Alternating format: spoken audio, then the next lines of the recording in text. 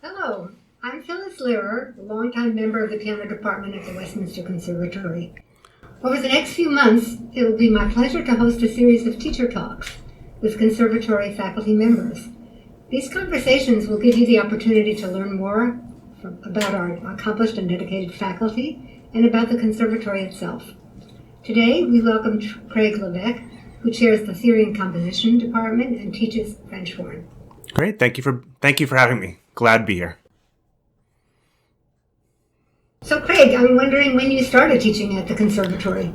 So I think I began, it was probably the fall of 2004, and I started with just one theory class on a Saturday and slowly added as we went along. I also added teaching French horn a few years later, and I've just seen my role at the conservatory grow since then. So it's been a little over 15 years. Wonderful. Well, we have appreciated the growth of that role. I'm just wondering, I recently read your bio and didn't realize you had a PhD in theory and composition, and you studied with many important teachers, French horn. And what did you major in when you began at college? So my undergraduate degree, I got two, one in music education and one in theory and composition. And when I started college, it really was as a music education major, and then I evolved from there. And then my master's degree from the University of New Hampshire was in music history, and I specialized in 20th century music, particularly atonal and serial music from the first part of the 20th century, which made it a really easy transition when I got to Rutgers into studying with Charles Wernin, who was one of the major serialists and contemporary composers of the last part of the 20th century. Absolutely. Yeah, I know his name well. So you're continuing to have time to compose with your busy schedule of teaching and doing recordings and so forth? You know, it varies. I tend to go from project to project. And so when I have time to compose, then I'm sort of all in on composing for that period of 3 or 4 months. But then there may be a period of 3 or 4 months when I do nothing at all and simply am arranging for a group, and I'll do 4 or 5 arrangements. So I do have time to compose, but it tends to be scheduled time when I'm preparing for a specific event or wanting to work on a specific project, and then I don't work on much else during that stretch. So I don't have a lot of time, but when I do, I try to maximize it in those short bursts. Yeah, it sounds familiar. Sounds like someone who well, when it's possible, and set aside time for practicing good amounts of time. I think that's the way a lot of musicians who wear multiple hats have to operate, because what you find is that if you try to do everything all of the time, you just end up doing everything okay. But if you can isolate it and do things really intensively in short bursts, then you can manage to try and keep a high level at multiple things. Yeah, great. I'm still trying, but I think that's it's a challenge making that work. So, I'm curious about the variety of students that you're teaching at the conservatory, particularly in theory. I've taught so many piano students who came to college without having any theory background at all, and were so far ahead in their piano studies that their theory studies were frustrating and weren't really helping them until quite a ways into college. Yeah. What age are you teaching in theory classes at the conservatory, for example? So I have them throughout. I have students as young as 4th and 5th grade, and I have some adult learners also. We like to get the kids young. We like to start them young, but the truth is that when you are a parent or a student deciding what you want to study early on, you often don't have the luxury of taking multiple classes or doing multiple courses. And most people feel that starting piano lessons a year earlier and getting that technique started is more important than starting theory and then not taking piano lessons. And so what happens is that continues. And then a couple years later, they say, well, I'm learning my scales in my piano classes, so I don't need a theory class. And then a couple years after that, they say, well, I still don't need a theory class because I kind of know what the chords are because I play with my left hand. And then they get to college and they realize that, oh, wait a second, I really did need those things. I just didn't get them. So one of, I think, the keys to getting, theory competent musicians is to stress it early on and to try to get them into some dedicated theory learning as young as possible. You just can't do it in a way that takes away from their lessons, because most of the time, if you get in an argument with their lesson teacher, you're going to lose, because most people are going to view that private instrument as the more important studying. So, for most kids, you have to find a way to be complementary to their lessons so that you're not having to compete fully for their attention and their time. I mean, I find that with children, I try to get them early on to appreciate, not only the scale, but look at the scale in the music, or not only the chords. Right. If you do those 1, 5, 7, 1 progressions and keep adding to them, and then find them in the music, that keeps perking their interest. And I think one of the things, sorry, go ahead. Well, I think one of the things that's important too with the young ones is you want to get them as invested in the literature as early as possible. So often I'll have kids bring in the pieces of music they're playing, and we will analyze them, not in a major way, but we'll look and we'll say, okay, this is the key, this is this scale, did you notice this? And so we will often try to piggyback on what they're learning and add some theoretical part of it onto that, because the sooner you get them invested in the literature, then the better, because that is the more interesting stuff. Scales aren't very interesting, but a scale in Mozart is. So that's definitely an approach. I'm glad to hear that, because that was in my own case as a student. I mean, I just felt like learning 4-part harmony, that when I was studying Bartok and Brahms and Mozart, and I just didn't see the connection. And when I finally had some theory courses that really involved literature, then I was really excited about it, and I try to do that with my students as much as I can. Of course, time is always limited for what you want to do. But it is. You have a diverse group of kids who are playing different instruments. How do you get the literature into the class? It can be difficult, but you have to make an effort to find the things that are going to be appropriate for the class as a whole, but also relevant to each of the kids. So if I have a class of 8 students on a Saturday, I'll make sure I know what their instruments are, and I'll bring in a piece for that instrument, a couple times a year. And I'll kind of cycle through.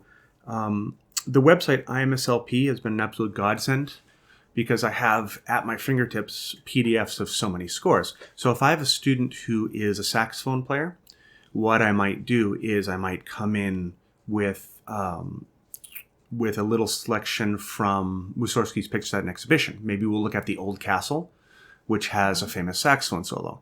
So even the more out of the less, even the instruments that are less common, there are ways to find it.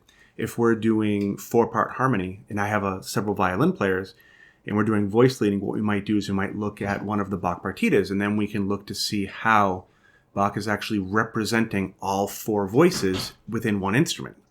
And then that leads into a discussion of compound melodies and background progressions and all that fun stuff. But you do really need to make the effort to invest the kids by pulling literature from their specific instrument, and you don't just want to keep pulling in piano pieces, because although they're very useful, they're much less relevant for a trumpet player, for example. No, as a pianist, I applaud that approach, because I think that's when it's relevant to playing. And I didn't think of how lucky we are, another technological plus, to be able to pull that music down quickly instead of wishing somebody had brought their music to class that day and you could quickly copy it, which was true in my day. So. Right, and I have behind me a whole bookshelf full of scores that are gathering dust, because when I bought all those scores, the only way to show students a page from a Wagner music drama was to photocopy that page and hand it out. Now I have this nice, beautiful, expensive score, but I also have a PDF on my computer, which I use far more often. So, times change. It's all about adaptation. Right, and that brings me to your involvement in technology, because we're so grateful that you are so helpful to all of us with recording. Was that always an interest, or is that a growing interest out of just the times? So it is a sort of personality quirk of mine, and not always to my benefit, that I tend to have a lot of wide interests, and I tend to really jump into whatever is interesting at the moment. So when I was growing up, I grew up at a very fortuitous time, in that I was at the point in time in the late 90s when technology was rapidly evolving but still accessible. So you could be a bad web designer in the 90s and still have interesting things to do. You could be bad at computers then, but you had time to learn. You had the ability to learn, because it wasn't this really high-end field like it is now. And so when I was in college, I worked a variety of jobs. One of the jobs I worked was a theater technician. And mostly I worked behind the scenes, and I got very good at amplification. I would run the mics for the jazz ensemble concerts. And I had access to what was cutting edge recording technology at the time, which was DAT tapes and DAT cassettes. And so I started first playing around with DAT tapes and DAT cassettes. And then I was one of the very first people I knew to own a CD burner. How quaint that is now. And so for a while I was doing side work on recording people on DAT cassettes, then transferring it onto my computer to then burn them CDs. And in 1997, having your own CD that was burned that you could show people was really just the height of coolness. And so I have a couple of CDs made with in a barn myself. Yeah. Oh my goodness! But now, what does one do when one wants to just go to YouTube, right? Make a YouTube channel. Is that the exactly? Yeah. So when I graduated, I basically stopped doing that altogether for a number of years, and I started doing some web design things, and then I couldn't keep my skills up fast enough with the design aspect. So when it got to the point where I wasn't good enough as an amateur to make passable websites and do passable web design anymore, then I shifted onto other things. And so I tend to shift around. In terms of the recording technology, what has happened is that it has gotten a lot easier, a lot better, and a lot less expensive in the last 3 or 4 years. And so it has enabled me as an amateur to get really back into it. And so it's really been the last few years that I've sort of rekindled my interest in this, which I haven't done since the late 90s. But again, it's really down to the availability of the software and the hardware, and the much lower bar financially for entry into being able to make good recordings and to have good microphones. Well, it's lovely to hear. I mean, it's your ability to seize on something and stay with it and let it grow, even though you have so many interests, which is great. How about composition and the way you teach composition? I have always had a student here and there who will, embroider something that they're working on, which is always fun, or even bring in things. And then I just discovered through my grandson, Alex, that there's a program now that makes finale obsolete, I would think. The kids can just write.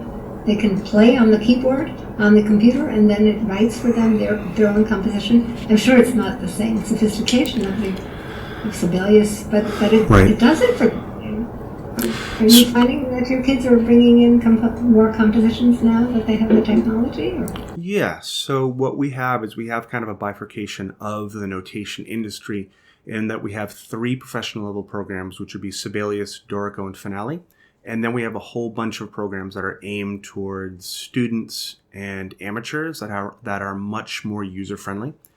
So to be, one of my other jobs is an engraver and as a copyist, and I probably do as much of that as anything else. What I find is that as a professional, composers come to me with a half-completed file in a program that looks pretty good, and then I end up finishing it.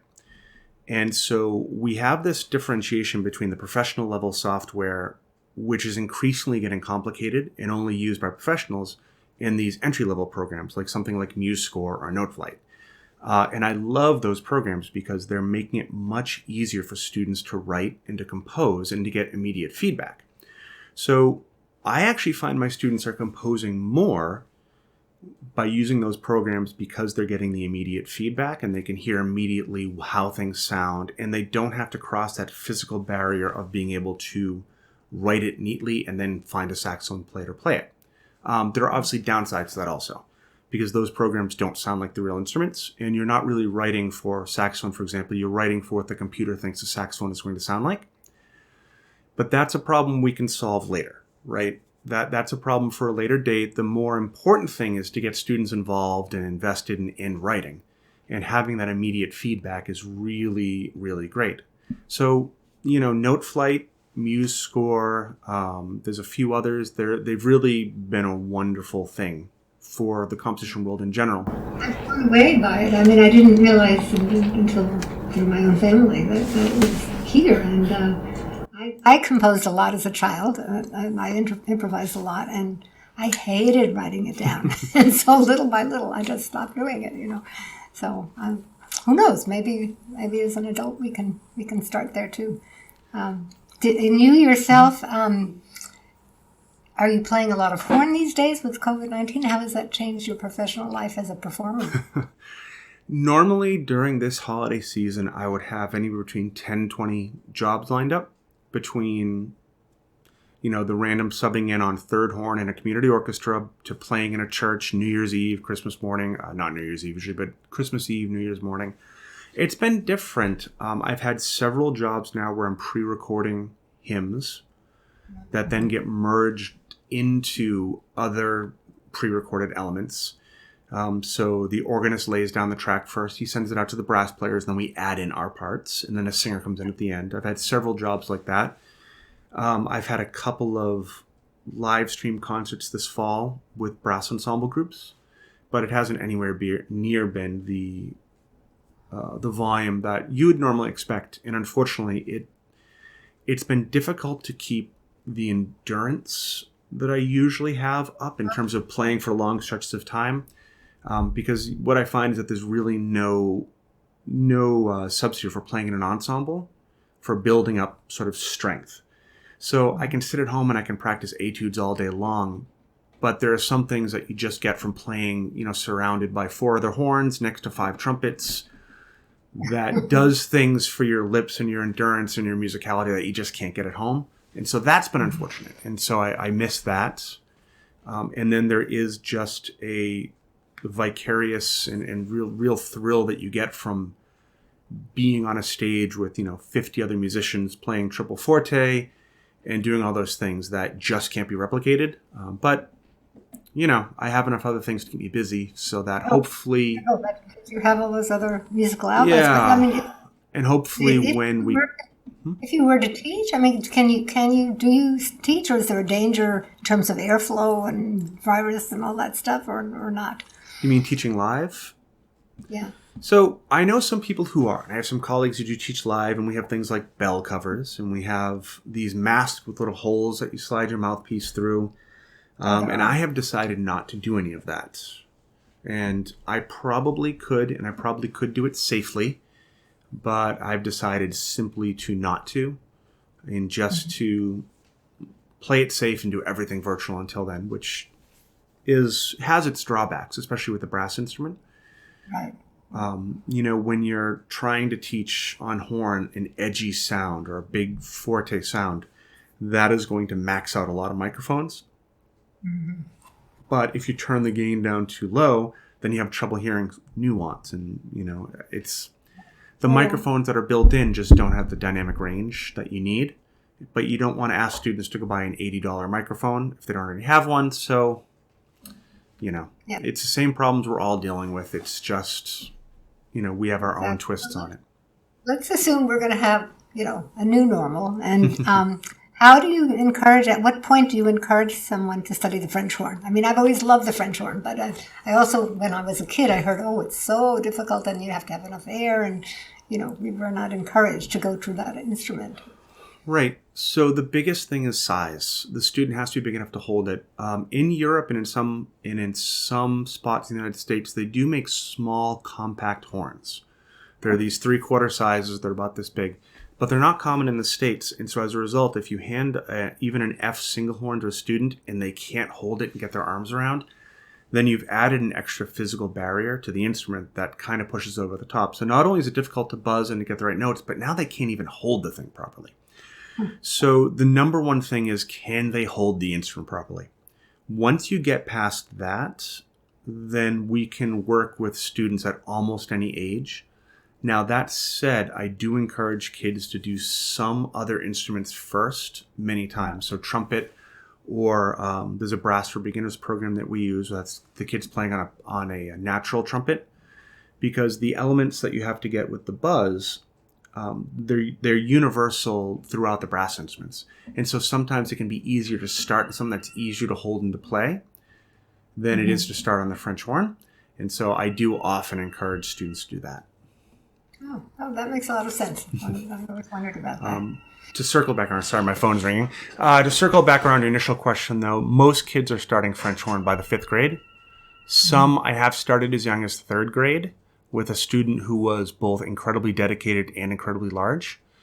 So he is still playing now. He's doing fantastic. But I said to his mother when we first started, I said, look, we may have a problem where we decide to switch. And she said, okay, that's fine. I understand. And as long as you're clear up front, then about the difficulties, and I think most families are understanding if there needs to be a switch to something easier in the short term. Uh-huh. Wonderful.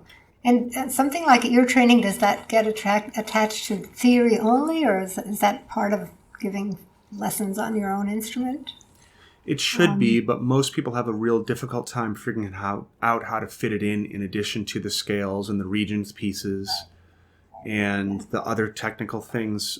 So for horn, on example, we often work it in simple ways. So the overtone series on the horn is very close together, and so we have a lot of pitches that are with the same fingering. So we practice differentiation of these by doing slur patterns. And one of the things we do early on to teach both ear training and accuracy is we'll tell the student the fingering to use but not the note, and we'll play a pattern and we'll just casually have them imitate it to us. So they're practicing multiple things. They're practicing the differentiation between the pitches, they're practicing moving around the overtone series, but they're also practicing ear training because they're hearing and then representing back out. But we try to do it in a way that isn't labeled as ear training. Like I said, we just say, play these notes, imitate what I'm doing on the first valve. And then you try to do it where it's hitting then multiple elements at once. So I imagine most instruments have a similar trick. I think so. I think so. On the piano, it's very, I often find that I have to remind people to listen, because we can think about what we're going to have for dinner and still be playing something pretty nicely, And so I think that's one of our biggest tasks. Right. So, but I also try to slide in the ear training rather than make it a separate thing. Well, piano's a different beast because you have different intonation concerns than we do. With any wind instrument, you have this added aspect of, am I playing in tune and how do I fix it? And that's something that is just less relevant to a pianist. So I imagine that you must have more difficulty in teaching some of the finer issues than we would, simply because, when you're out of tune, you call the tuner. Right. We're constantly making adjustments on the fly. So, how do you handle, sorry to turn the interview around on you, but how do you handle attacking things like intonation and discussing that as a piano teacher? It brought me back to a memory that I had when I was working on the Schubert B-flat trio. And I had a good piano. I think it was in tune, but the violinist kept saying, I wish you could play more in tune. And I couldn't quite figure out what she meant. And I think, in retrospect, it was a quality of sound, probably. And I have something that I care a great deal about and talk a great deal about, gradations of colors and sounds that we make through the instrument, even though we can't tune it. Right. And so probably that was at a point where I wasn't paying that much attention to it, because eventually, with coaching, nobody bothered me with the intonation of the Schubert trio. But it's an interesting question. And it comes up a lot now in terms of using digital instruments versus acoustic instruments. You can't the digital instrument is a wonderful replacement when one has to wait to afford an acoustic instrument. But having a duet where one person is playing a digital instrument, the other person is playing an acoustic instrument, there's always a difference. It may not be, quite registering an intonation, but it's just there somehow. So it's more subtle, and we can't deal with it too much, but we try. From a theory point of view, those Schubert pieces are really interesting too, because you're dealing with equal temperament versus a real temperament too. And so there's some famous examples it's one of the Schubert quintets, where it's a string quartet plus a piano, where the piano plays a passage and then the strings imitate that passage. And it often sounds very jarring because the piano is playing in equal temperament and the strings are going to be playing in pure temperament or true, or whatever phraseology you want to use. And so the piano often sounds out of tune coming in after the strings because, the strings, if they're playing in tune, the thirds of those chords are going to be 12 cents lower. And so those Schubert ones in particular, we often look at from a theory point of view when we're discussing temperament, because they offer really great insight as to how temperament can affect a performance in ways that are not really expected. And then, of course, it dives into this whole issue of what temperament was Schubert using. Was that equal? Was it mean tone? And then you're down the rabbit hole, and that's a whole other half an hour conversation. That's right. Well, this has been wonderful. I've learned a lot about what you do and also aspects within what you do. So thank you so much. Look forward to the next time. Great. Thank you very much.